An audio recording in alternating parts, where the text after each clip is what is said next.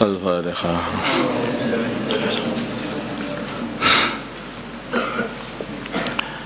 Bismillahirrahmanirrahim. Lulusan Fathul Masail Senin 23 Ramadan 1443 Hijriah. Masalah obat tetes mata.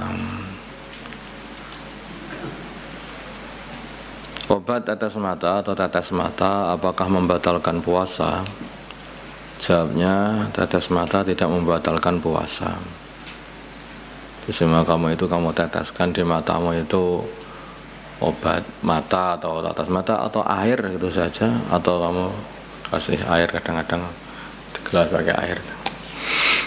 Yang seperti itu tidak membatalkan puasa, walaupun terasa sampai tenggorokan itu pahit. Nah, itu pun juga tidak membatalkan puasa, karena lubang yang ada di sini, di mata ini seperti lubang pori-pori. Maka itu seperti halnya kalau kamu mandi, pori-porimu kemasukan air, itu tidak membatalkan puasa. Maka lubang yang ada di mata itu, yang walaupun itu nembus sampai tenggorokan, itu pun juga tidak membatalkan puasa, karena itu lubang kecil yang seperti pori-pori. Betul sekali. Seperti halnya kalau seseorang memakai kuhl ya, memakai celak itu. Kadang-kadang celakan itu orang ludahnya hitam ya, karena celaknya aja yang masuk ke dalam. Nah, itu lubang pori-pori yang ada di mata ini, sehingga masuk ketika ludah di tenggorokan itu keluar hitam. Itu tidak membatalkan puasa juga. Ini harus dipahami. Yang membatalkan itu minum air, makan daging, makan telo dan sebagainya. Jawabnya adalah tidak membatalkan puasa. Masalah zakat dibagi rata. Ini banyak di kampung ini. Itu zakat itu karena rebutan. Lalu zakat kok rebutan? Terus kan itu semua orang itu pengen kebagian, kemudian dibagi rata. Bolehkah harta zakat dibagi rata kepada semua orang kampung atau semua orang mahallah? Jawabnya tidak boleh, karena harta zakat itu hanya boleh diberikan kepada 8 golongan, yaitu fakir, miskin, mu'alaf, amil, budak mukatab, gharim, orang yang terlilit hutang, sabilillah ya, orang yang berperang, ibnu sabil, orang yang sedang orang yang mau mengadakan perjalanan atau sedang dalam perjalanan tapi kehabisan bekal. Itu yang dapat. Musafir. Jadi selain orang-orang itu tidak boleh diberikan pada orang-orang ini.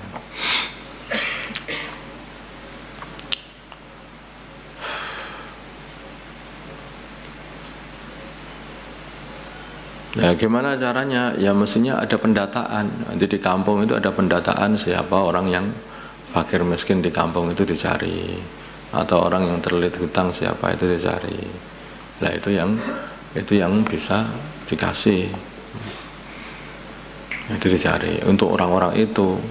Ini orang-orang kaya bahkan itu, atau kok masih minta pakai zakat karena ben adil dibagi rata atau enggak? Ini enggak itu. Ini hukum Gusti Allah hanya diberikan kepada 8 golongan ini, bukan untuk dibagi rata.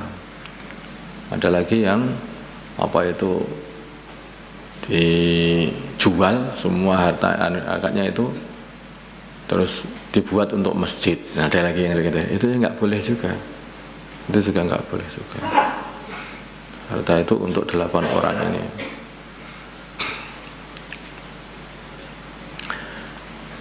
Nomor 3, mengambil harta suami untuk membayar zakat tanpa seizinnya. Mengambil harta suami untuk membayar zakat tanpa seizinnya. Pertanyaan, bolehkah bagi seorang istri mengambil harta suami tanpa izin untuk membayar zakat fitrah diri sendiri, anak, dan untuk suami juga tanpa izin? Ini di garis bawah ya, tanpa izin. Jawabnya adalah tidak boleh.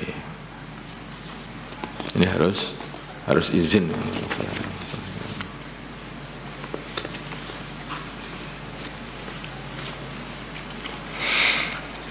Laisa lizaujati ahdu syai'an mimma lizauji litatasaddaqa bihi 'alal fuqara illa bi idzni zaujiha.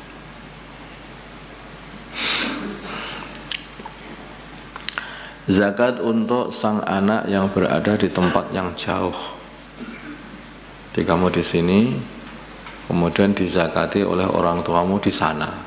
Nah, jauh, tempat jauh sana. Semua seperti itu.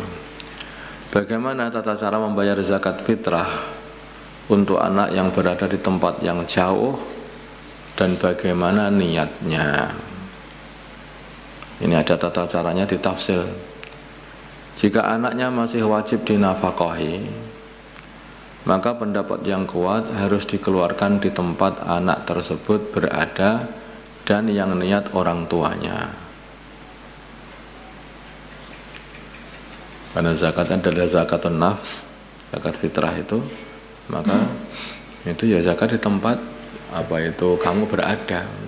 Kalau kamu di Temboro, ya zakatnya ya di Temboro. Kamu di rumahmu sana, ya zakatnya di rumah sana. Tapi kalau kamu masih belum balik dengan anak kecil barang itu, iyalah, maka yang niat orang tuanya, anak-anak kecil itu belum boleh niat, belum bisa, belum sah. Nanti yang niat justru mata orang tuanya, niat menzakati anaknya. Tapi kalau yang sudah balik itu nanti niatnya sendiri. Kalau yang belum balik itu niatnya yang niat orang tuanya, bukan yang niat anak kecilnya, enggak. Dia belum ditaklif asalnya.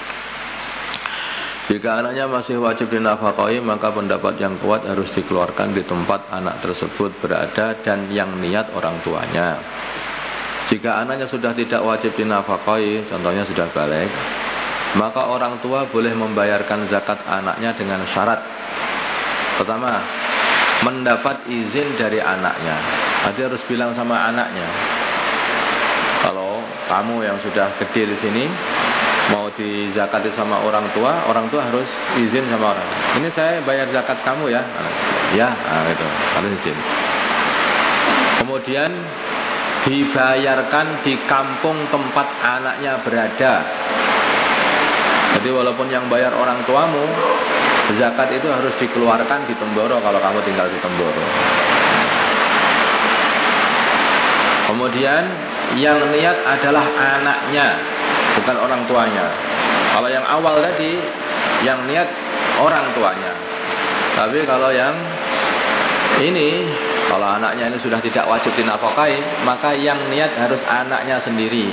Kecuali kalau anaknya itu memasrahkan niatnya, ya, menyerahkan niatnya tersebut kepada orang tuanya. Jadi memberikan, sudah dipasrahkan, nanti yang niat boleh. Jadi dengan pelimpahan dari anak ke orang tua supaya yang niat orang tuanya.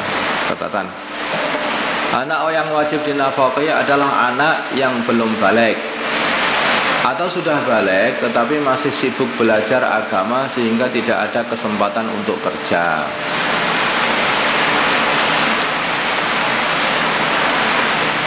Ada sebagian ulama yang membolehkan membayarkan zakat tersebut di kampung orang tuanya. Ada, tapi sebetulnya seharusnya bayar zakat itu yang ngikuti. Kalau zakatun nafs yang ngikuti orangnya. Kalau kamu kepalamu di sini berarti ya bayarmu zakat di sini gitu. Kan ya lucu nanti akhirnya. Di sini ada 1000 orang bayar zakatnya di kampung sana ini. Nah, orang sini nunggu orang miskin di sini. Mana ada 1000 orang kok nggak bayar zakat? Mana fitrahnya ya? Oh, fitrahnya di kampungnya sendiri-sendiri. Orangnya ada tapi nggak ada zakatnya. Nah, harusnya orang di sini zakatnya di sini. Lah orang di sana, dulu kok ada zakat tanpa ada orangnya ya di sini, orang di sana. Nah, paham kan? Paham maksudnya? Ini hikmahnya agama ini. Seperti halnya zakat mal itu, zakatnya tempatnya mal itu berada.